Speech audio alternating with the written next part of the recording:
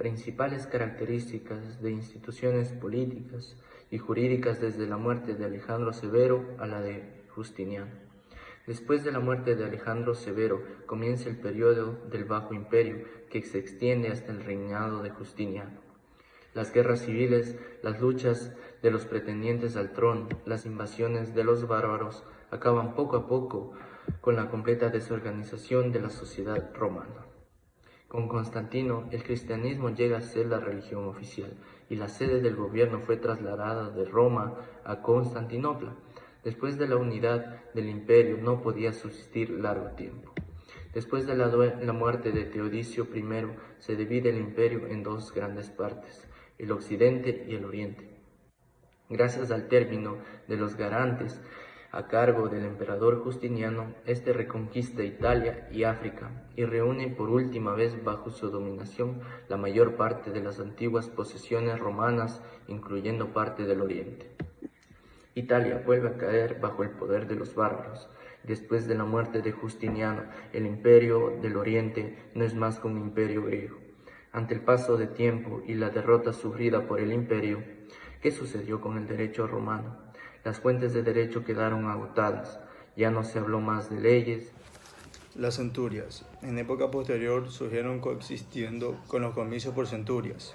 En estos, mediante un censo, celebrando cada 5 años, la población se repartía de acuerdo con su riqueza en 193 grupos, centurias, cada uno de los cuales se recibía un voto. Los más ricos, los caballeros, recibían en total 18 centurias. El resto de la población se dividía en 5 clases, de las cuales la primera contaba con 80 centurias. Roma creó las instituciones políticas que duraron casi 1000 años en la época de la monarquía. En el año 753 y 509 a.C. Se podría decir una república aristocrática. Tenía un senado de unos 100 miembros que el rey elegía de las familias patricias. Su función era guardar las tradiciones y dar consejo al rey. También existía la asamblea curiada, que lo formaban el pueblo patricio, que se dividía en secciones o curias. La asamblea aceptaba el nombrado de los reyes, votaba las leyes y poseía funciones judiciales y religiosas. Marco Aurelio Severo Alejandro, más conocido como Alejandro Severo, fue emperador romano desde el año 222 hasta el año 235, último día de la dinastía Severo.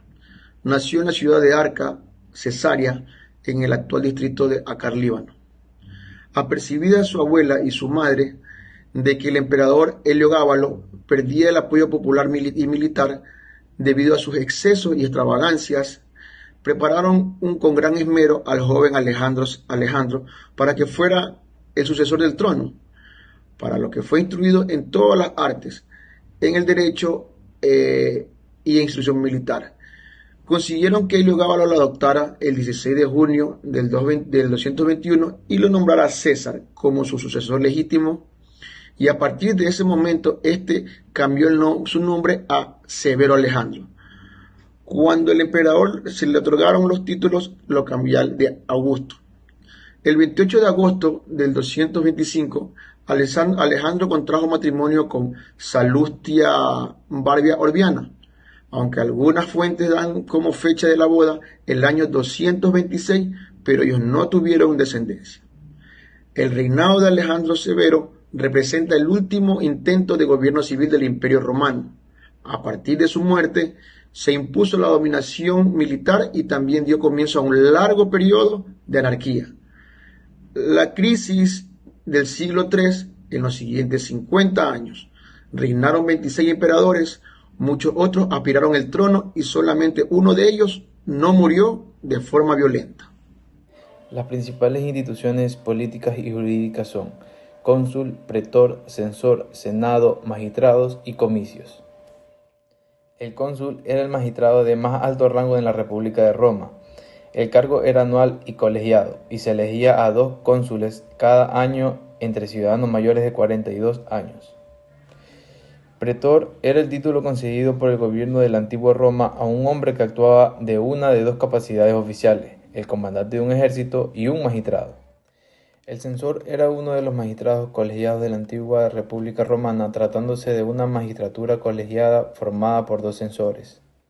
El Senado estuvo compuesto durante la mayor parte de la República por 300 miembros extraídos de los antiguos magistrados, aunque tras la dictadura de Sila y en época imperial ese número llegó a aumentar hasta 900. En la antigua Roma, los magistrados eran ciudadanos elegidos para encargarse de la dirección y administración de la ciudad.